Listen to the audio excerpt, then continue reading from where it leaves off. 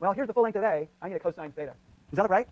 Let's think about this for a second. Let's just check some limits. Suppose theta went to 90 degrees. Infinitely steep hill, right? If I do that, then what happens to cosine of theta? Cosine of theta goes to 0. Cosine of 90 degrees is 0. That means there'd be no acceleration over here in the x direction. And that's true. There would be no acceleration in the x direction if this were a vertical. If you had a slope that's exactly vertical, car must be going in like that. Forget that. So it's going around, right? Well, actually, it doesn't go anything fast. There's friction in this problem. So it can be going at a finite speed. Not my car, but somebody's car too. So you do that. Well, that means that right here, the component of acceleration, the x component, which is in this case straight down, would be 0. So in fact, I checked my limit. Yeah, I got it right. So I found it 3 different ways. I did it by using trigonometry, alternate interior angles. I did it by saying, oh, where's the big angle? Because I made a nice drawing. That's the easy way to do it. And then I did it by saying, what is the limit? Let's consider an extreme case, right? And all 3 cases give me the same answer, so I'm pretty confident I'm right, even though I'm stressed out and I've got 5 minutes left in the exam. So, all right, great. So great.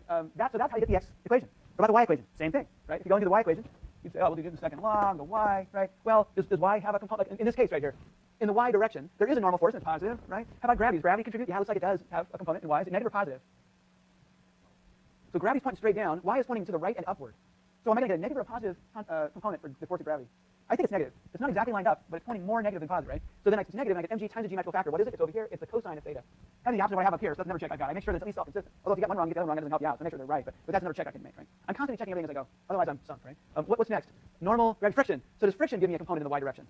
No. So I can leave that part out. And also, I'm cutting to the chase here in class. If I were to write this on an exam, after this I'd write, here's the sequence of things I'd write. I'd say f net y equals may, right? And then the next line, before I write that, then the next thing I'd write is, f ny plus f friction y plus f gravity y equals may, right? Yeah, the grader's pumping his fist, right? Yes, he understands. And then when I go to the next line, I screw it up. He knows I know what I'm doing, and he gives me a few more points than he would have. It's all about partial credit. Make it clear you know what you're doing, right? So I do that stuff, and then I go, because sooner or later I'm going to make a mistake, right? I always do make mistakes sometimes. But that way, it's just clear what I'm doing. So I pretend I put those things in there first before I started doing this. Because there's a missing force in here. It's the y component of the friction force. But if I do this first, especially if I go, oh yeah, it's going to go away, right? Then they really understand that I know what I'm doing, right? Before I go and plug real stuff in. Anyway, what does this equal? Equals may. What is may? It's m times v squared over r times sine of theta. It's got to be. But let's check to make sure the sign, SIGN sign is correct, right? If I go up here, there it is. This is my acceleration diagram. And say, yeah, the y component is indeed positive. It's pointing that way, and that's my positive direction for y in my diagram, right? So as I said before, this is perfectly valid. You could go through and solve which one to solve. I probably wouldn't have done it this way if I knew at the outset. If I knew at the outset we have a problem with the things going around and the acceleration towards the center, well, I'd probably do, even though this is fine. What I would probably do, though, is just define my axes with vertical and horizontal directions. In that case, there's no trigonometry on the right-hand side of my equations, because acceleration is going to be either, I know the acceleration is pointing only from your perspective to the right, so I would just put in v squared over r, the acceleration, times m.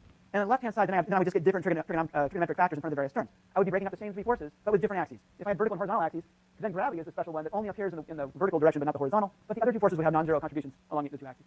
Yeah. Yes. Yeah. What are the conditions so the ball doesn't fall off the loop, right? Well, is that true? So the question is, how do you know? How do you figure out the conditions under which the ball's not going to fall? The ball won't fall off the roller coaster, right? And when it gets to the top, you correctly stated, yeah, you know that the condition is that the normal force goes to 0. But you're saying, well, wait a minute, there's no normal force, then why doesn't the ball go in a straight line? Well, why is it? Gravity. So gravity is providing a downward force that keeps it moving in an arc. And you know that's true. If I just throw the ball in the air, it follows an arc, right? And that arc looks like a circle at the top. If I throw it just right so that the circle resembles perfectly the arc on the top of this, that's exactly the path you're trying to calculate. That's the condition, right? Where, in other words, there's no normal force here. The ball's not touching anything, and yet it's still following the same trajectory with gravity alone. If you go just slow enough, that's what happens at the top. You go faster, you feel a downward force. You go slower, it falls off over here. It doesn't make it. So that's what's happening. Yeah. Pulleys. Yeah, pulley problem. Well, in particular, I have drawn a pulley problem up here. But what do you mean? What aspect of it are you interested in? Oh, for distances. Well, in general, so here's the thing about pulleys, right? If you've got a pulley, and I want to know how far, this is the problem in an old exam, right? Say, oh, if object 1 and 2, if I move object 2 over by 1 meter, right? Some new location, right? If I do that, and this is tied to the ceiling, say, right? If I move him over by a meter, how high does he go up? Does he go up by 2 meters? Half a meter. Why is that? It's because the amount of rope I needed here had to come half from here and half from here. So I took half of a meter here and half a meter here by moving him up, right? So in other words, if I raise him up by half a meter without moving him, there's extra rope down here. How much is it? It's exactly 1 meter. I move him up by 1 meter. And that's where that rope came from.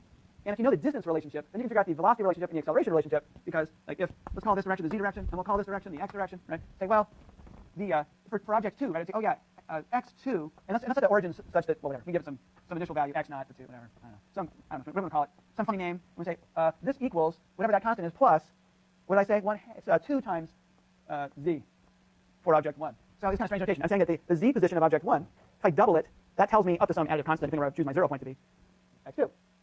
And so if I learn about the velocities, I'd say, well, that means that v of x for object 2, take a derivative of both sides. Well, that's just 2 times v, derivative of a constant is 0, so that goes away. Let's take a derivative of both sides, right? I get v in the z direction for object 1, and the same thing for acceleration.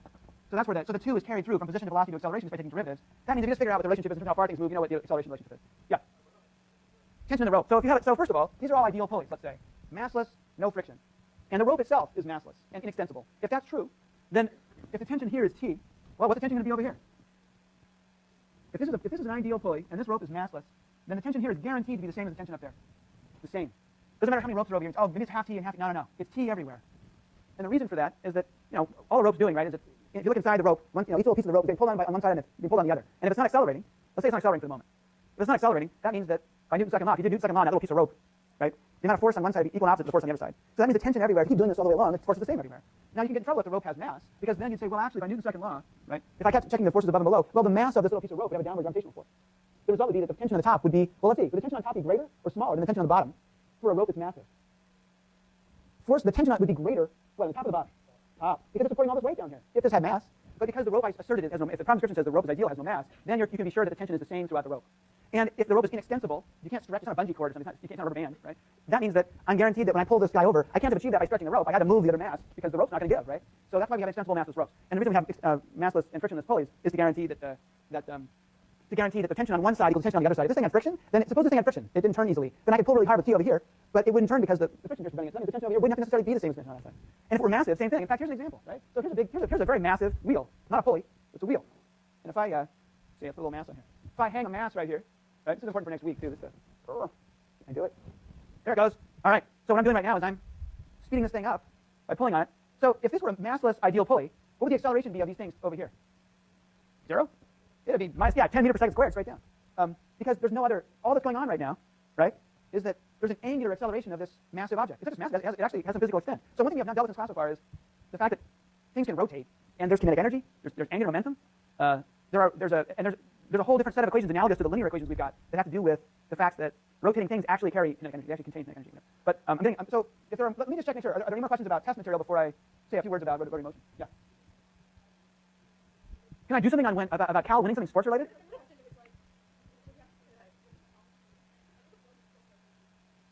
You mean, well, it's not fair to say, well, Cal wins because the Stanford player cheated.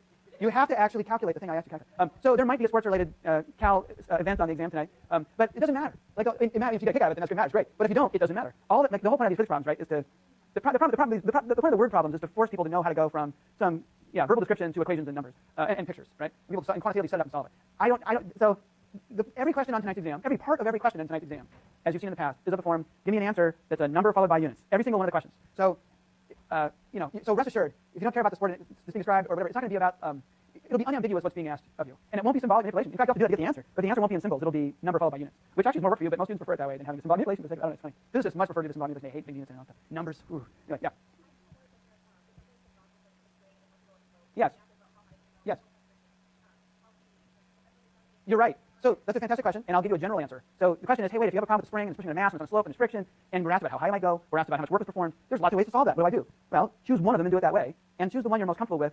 Try to think ahead what it's going to look like as you would go through the problem. The way these problems are written, I'm imagining students solving it a particular way. But sometimes students solve it a different way. That's okay. There's lots of ways to solve. Like the more physics you know, the more facile you are with this stuff, the greater the variety of ways to solve it you've got at your fingertips, right? And that's good. It can be perplexing though because you might prefer to have just a straightforward algorithm. Like every time you see this, here's what you do. Just ballistically, robotically do this particular thing. And that is more comfortable in some ways, but it's actually nice to have a variety of approaches because some approaches are easier than others, or there's something that you're more comfortable with. Some students are more comfortable using conservation of energy, and some prefer to calculate work by force times distance, and either might be appropriate for a problem. In general, like most of the parts of the problems on any of my exams that you've already seen, and perhaps and I think also true for one tonight, are such that there's a way to do it. It's probably easier and smarter. Like it's what somebody would do if they had worked out every possible way to go back and say, well, next time here's the way I'm going to do it. Because I only took 2 lines of algebra, and I was far less likely to make a mistake, right? So there usually is a preferred way to do it, but I can't. It's not the case. Like I try to give you one rule of thumb, which is that for me, if I can use conservation of energy, I do because it's just more comfortable for me. I tend to make fewer mistakes, and it tends to leave out the middleman. You don't have to worry about calculating a lot of intermediate steps. You can go right. Here's the conservation law. It goes from the beginning to whatever point you care about. I know about time 1. I want to find out about time 2. I can ignore all this stuff here. That's good. But some of the problems tonight probably will be of the form where conservation of energy isn't the most expedient way to do it, even though that is one way you could do it. In most cases, I think conservation of energy is the way to do it. But a couple places, it actually calculates work, and you can see a fast way to calculate the work. Just do it that way. What is work? It's just force times distance, provided the force is constant. So if you know the force is constant, like for a kinetic friction problem, you know the force is constant. Once it starts sliding, the block doesn't matter if it's accelerating, speeding up, slowing down, doesn't matter. The force is going to be given by, if it's kinetic friction, mu kinetic times normal force. If the normal force isn't changing, and this isn't changing, never is changing, then you know it's constant force. So then calculating the work's not that bad if you know how far the object went.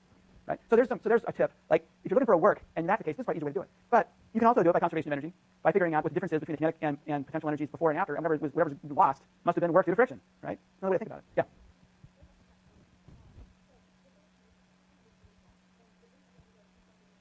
It wouldn't undergo. So the question is, if I have a block with friction, with kinetic friction, with a vertical circle problem. Okay, like a roller coaster. Yeah. That's a great question. Would it ever be undergoing momentarily, would its acceleration vector ever be coming directly at the center of the circle? And I think the answer is yes, because as it's going up, it just won't happen at the top. So as it's going up, it tends to have an acceleration vector that points below the center of the circle, right? And on this side, although with friction now it gets moved a little bit, so it's going up. So now the direction matters, right? So one thing I keep asserting, when you have no friction in the problem, the ball's going around in a loop to loop. The direction of the acceleration vector doesn't depend on which way the ball's moving, only how fast it's moving. But if you have friction in the problem, that's not true anymore, because now there's a force, there's a non-zero force that's tangential as well as normal and as well as straight down to gravity. So the result is that you'll take all the force vectors you would have gotten that are pointing below the center of the circle, and they all get shifted like that a little bit. So then when you go around and find there is a place that's a little bit off center from the top, but there will be a place where it switches from pushing below the circle to the other. That's a great question. Let me ask you this: how come if I roll this thing here's a hollow cylinder? I'm gonna roll. Well, first I'll do this. Yeah, here's my loop to loop my ball. You know what's gonna happen? It's gonna make it around, right on. Now let's do them from the same height. Let's see what happens. Is it gonna make it? Oh, not even close. What gives? You know, what's different about these situations? They have the same mass. Why would they be the same? But it doesn't even matter. Mass drops out of all the calculations about acceleration. You know, the normal force. There's no friction here, right? So everything is dependent on mass. F equals ma. All the forces have mass in front. Ma's got m in front. Masses cancel out. But even so, these are the same mass. But it's still not the case. You can make it over the top. Sorry. That's interesting. So it's true that there is a difference in the surface area of these two objects, and that's kind of related to what the important difference is in terms of this. The thing is, we talked last week about it's not exactly the same. We talked about how we can break up kinetic energy into a center of mass kinetic energy and then this extra kinetic energy that's due to motion with respect to the center of mass. When you've got a rolling ball or a rolling cylinder, it's got kinetic energy that if you moved along with the center of mass, if I move along with the center of mass and watch it, right, it would be spinning as I watch it. It still has kinetic energy. There's still moving mass when I look at it in both cases, but it's a different amount of kinetic energy for this versus this. So I can still use conservation of energy to calculate how far this guy's going to make it before he falls off, or how far this guy goes. It's just that I get a different contribution to a different amount of energy gets sucked up or stored up in the rotational kinetic energy in these two objects because they have different shapes. So that's what we're going to be worrying about a lot next week. And here's something else real quick. I'll just do this real quick. I'll give you guys a heads up. So we're going to do this again next week, but this is my favorite demos. I love this demo. It's a spool, and it's got a rope. Now if I pull up on it, what's going to happen? If I pull, this is about torque, right? If I pull up on this thing, which way is the spool going to go? To your right. You're right. What if I do this? So now I've got it over the top, right? Which way is it going to go when I pull on it? Yes. What if I turn it over? Should I do this now, or should you guys think about it? Which way is it going to go? Same way? Who thinks? Okay, so let's vote. Who thinks it's going to go? So you understand what I'm doing? I'm pulling the rope from underneath the spool, right? Underneath the center of the spool. So which way is it going to go? Your right? Your left? There's one taker for left, and your right. So yeah. So the reason I'm showing you this stuff right now, this stuff and this stuff, is that there's some complicated, confusing stuff. We're going to make it simple. We're going to figure out how to solve it in class. But there's lots of stuff to understand and think about before the next midterm. So even if you ace the midterm tonight, keep coming to class.